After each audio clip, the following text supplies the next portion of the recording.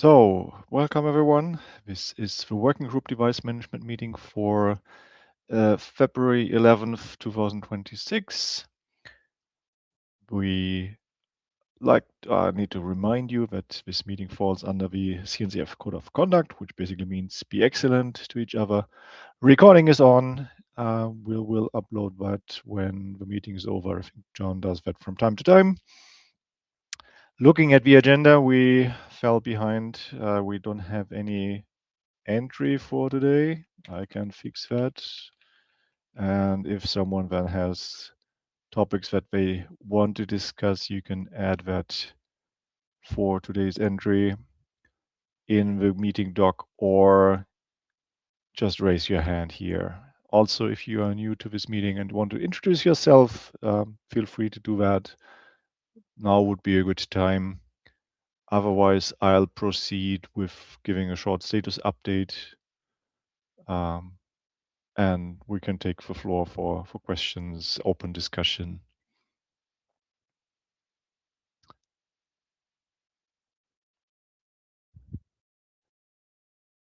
Okay, no particular hands that I can see in the chat. So on the participant list, let me just summarize where we are. Most of the focus has been on CAP reviews. We do have further down our planning document, planning slide where we look at things that are targeted for this release. I think we are mostly done with the high priority things. Extended resources CAP has been merged, should be tracked by the release.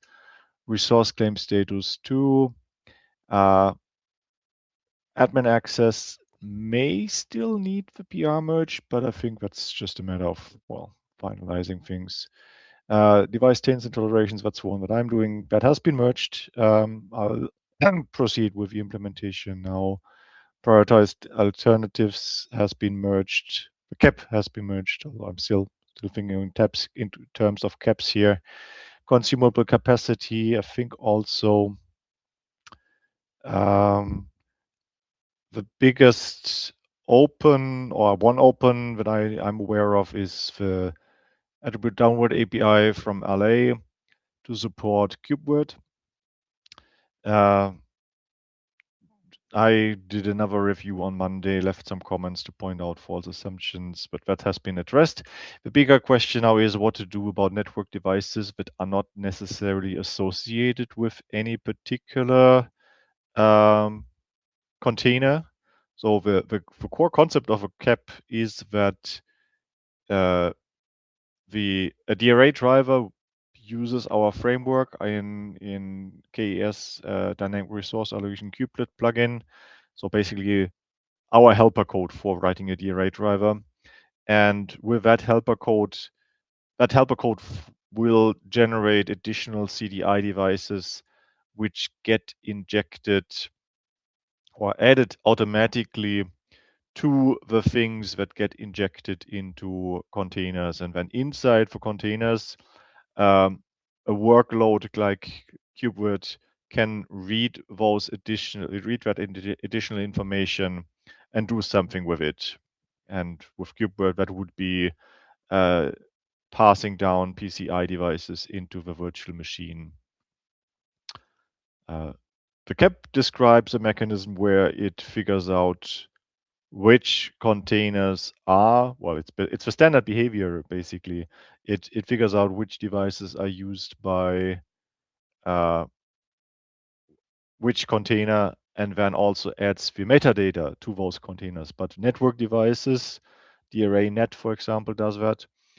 That's a pod level resource. It gets prepared, but then nothing really changes in the containers. So there's an open discussion going on how to handle that case.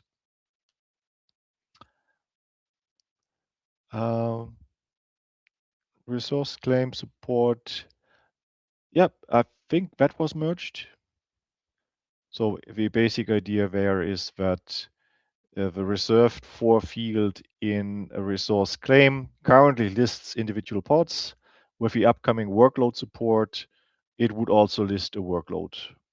and that would then be treated like basically as a replacement or placeholder for all pods in the workload, reducing the number of entries from too many. We have a limit of, I don't know, 220, 200 or 128. I don't remember which power of 2 we chose, but not enough for large workloads in the resource claim status. So this cap basically enables workloads to share, or large workloads to share a single resource claim, which is useful for, I think, for compute domains or some other things that are cross pods resources.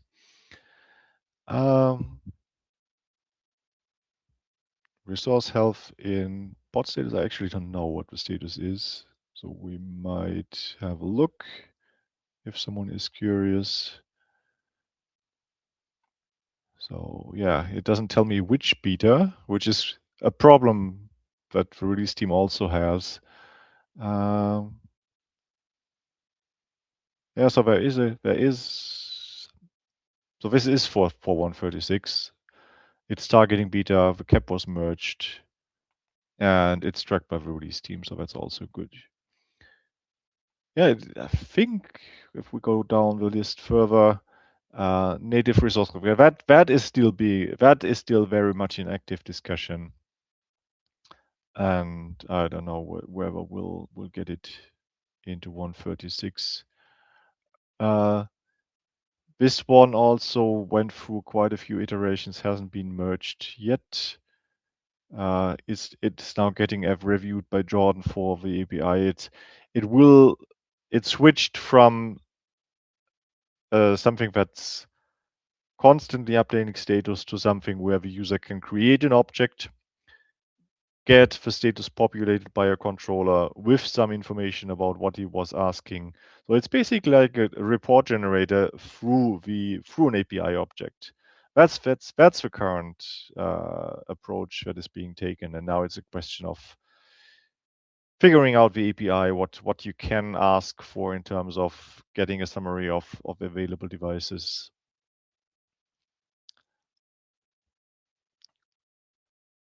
Yeah, device binding conditions. I think we merged the cap, but some of the beta criteria are still a bit challenging.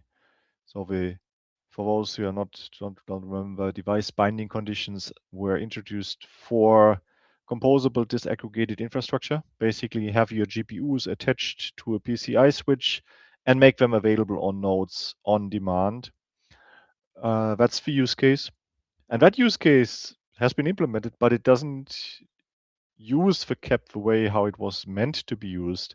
The binding conditions basically say, I need to do some work, or someone needs to do some work, like attaching the device, and the pod scheduling gets delayed until that's done. But the way how the current composable disaggregated infrastructure works, it basically then tells the scheduler that, no, I couldn't attach the device. Try again, causing another pod scheduling attempt, while in the meantime, the device has been attached and now needs to show up in a second resource slice by the vendor DRA driver on the node. So that's not ideal.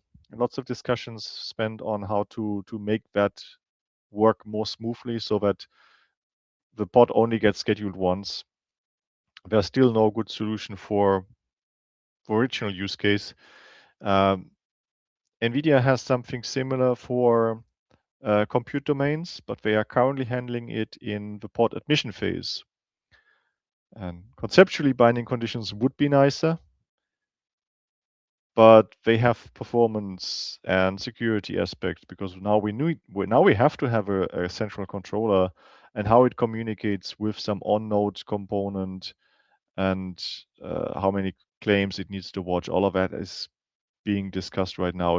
It would have been a nice showcase for using this cap outside of the original, or in addition to the original composable disaggregated infrastructure. But it's unclear whether that'll fly for the NVIDIA compute domains. Some more work may be needed there. And then we would get into the situation where we have a cap merged based on some criteria that still needs to be satisfied during the implementation, and we then get that part not done, and it would need to stay in alpha because it basically wouldn't meet the conditions. But at least it made it past the first hurdle, which is the cap review. So we'll see. List types, I don't think we have it merged. And okay, so there is a cap. There was a cap for 135. I don't know whether it was updated for 136. Let's see.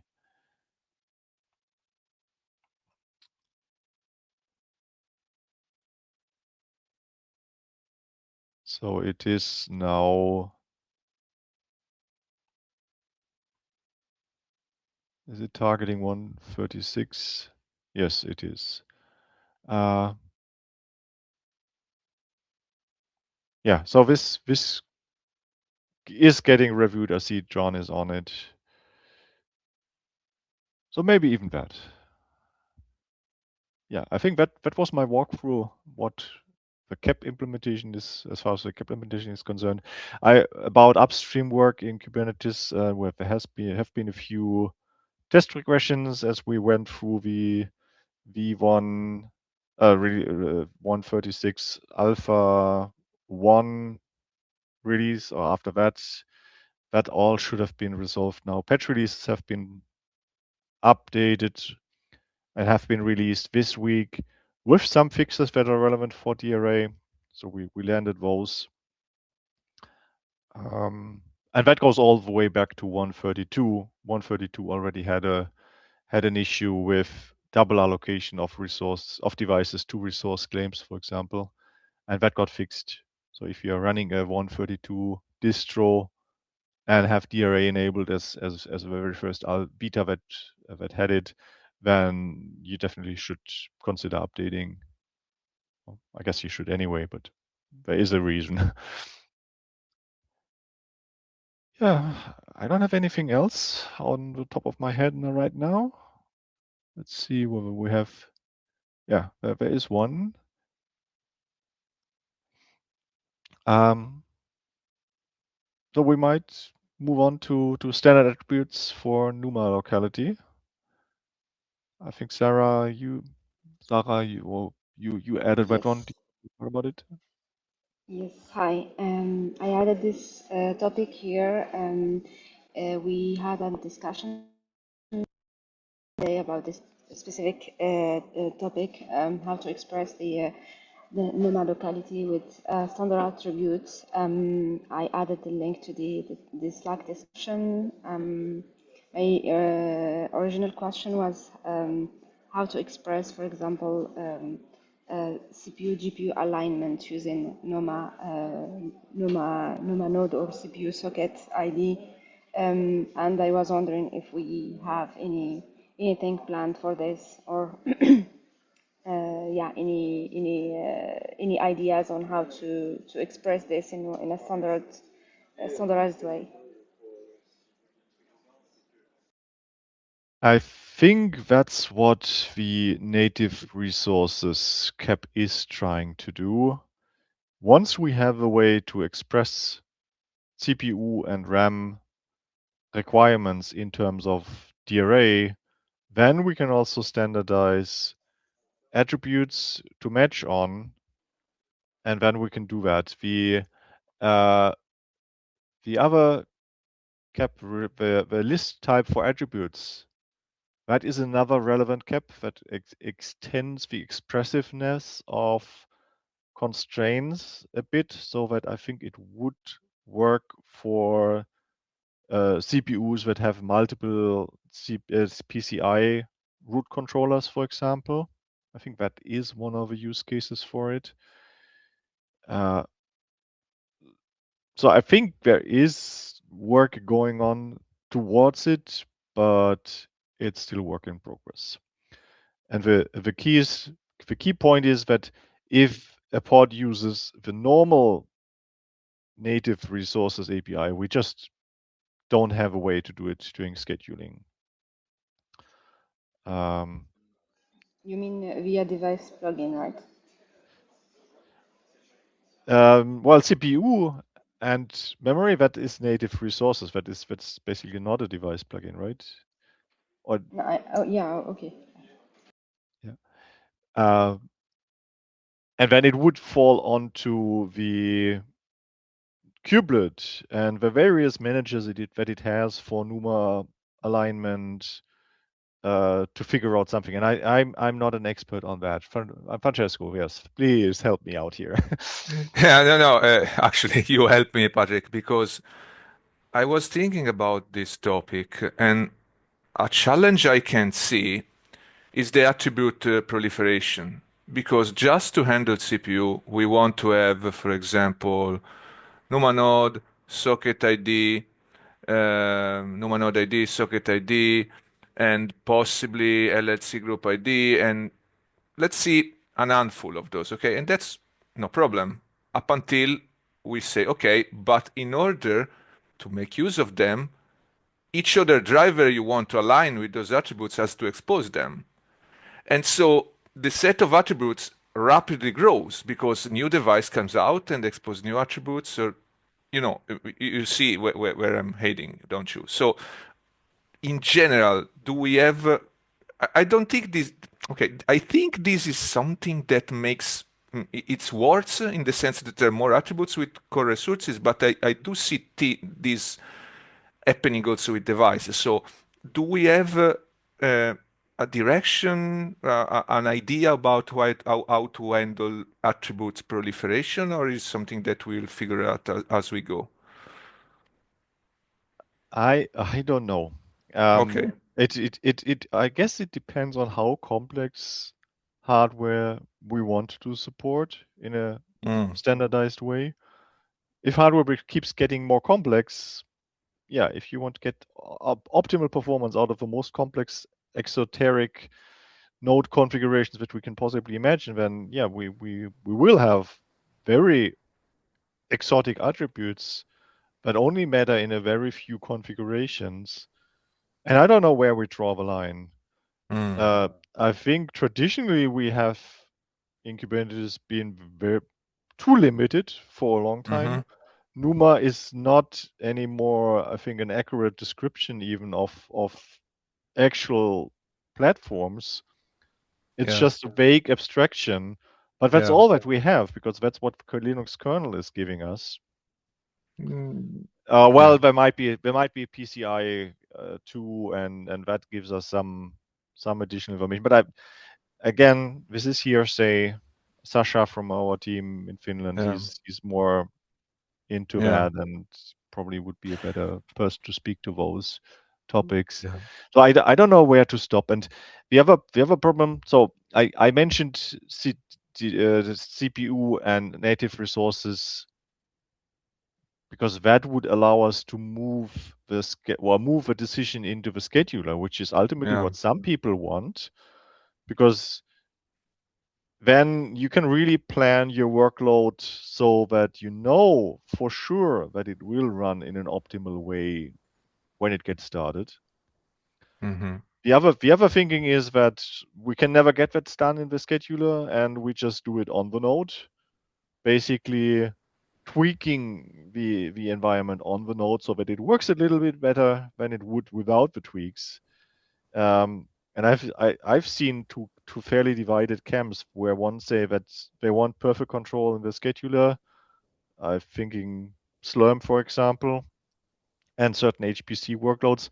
And then the other side is, well, saying that this can't be done. We just need to tweak it. And I don't see this as being resolved quickly, but it's being worked on from both angles.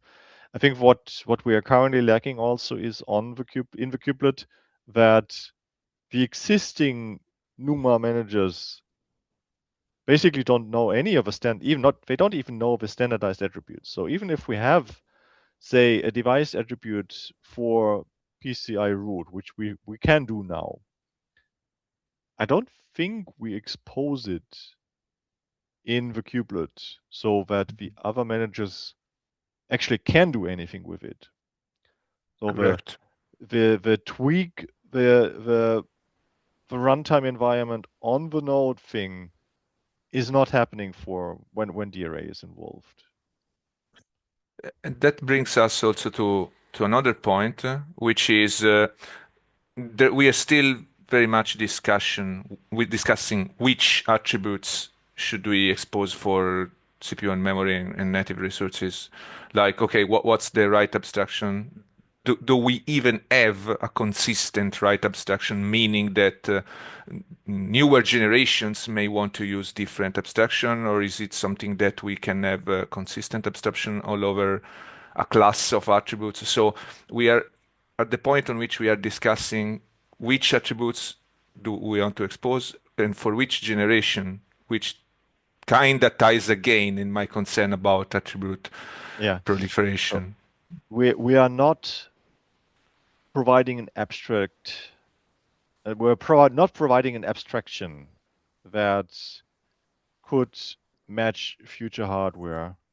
I think what we've standardized right now is pretty much perfectly just matching with actual hardware constraints like PCI root. If there ever is a device, ever is a platform that doesn't use PCI, we need to start over. Yeah. I think that's part of your concern, right? Yeah, Or it could be. I could imagine that some other things that we do then end up describing actual hardware, but then become obsolete together with the hardware. That is I think a valid the point complaint about the current approach. It's more like an open question from my side because the concern I'm circling around is that the current Kubernetes model was too limited and was too simplistic, and no one is arguing about that. But the upside, it was really stable, and people built around it and managed to understand it. And if we are moving towards a fluid environment on which different cluster may expose different attributes, and the same driver could expose different drivers depending on the generation the hardware it manages, it becomes very fluid. I mean, very fluid, and it's a huge leap. So I'm raising the point. I for myself I could see why it is like that and what are the upsides, but still for the community it's a huge leap. So I'm just raising the point and see what others think about it. I agree with you. The problem is if someone wants to create an abstraction that is better than what we have with NUMA right now, it's a big challenge. And I don't see whoever is in a position to make something that is widely accepted enough to convince people to build to actually build hardware that falls into that abstraction. Because that's the point. If our abstraction matches the current generation of hardware, we also want it to work for future hardware designs. And that is you need a really big lever to get people to avoid the odd things that are not supported by the abstraction yet. And this is bigger even, I think, than Kubernetes. So yeah, I don't have answers. SIG-Node probably would be the right place to discuss that even more than perhaps the work. Well, we can certainly talk about it in the working group device management meeting, but this is it is a big open question. I agree with you. I just want to close reiterating that it's going to be a live and an ongoing conversation. So people, if you are interested, by all means, join us in the conversation and help us shape how it looks like. Yeah. So, Sarah, I guess you got more questions than answers now, but at least you have your confirmation that it's not forgotten. It's on people's mind. Yeah. Thank you.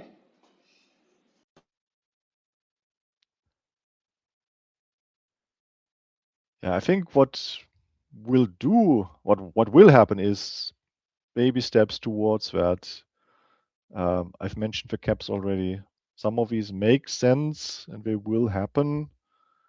They might never fully solve the problem, but perhaps it just makes things a bit better. I don't know. I hope. I don't know yet.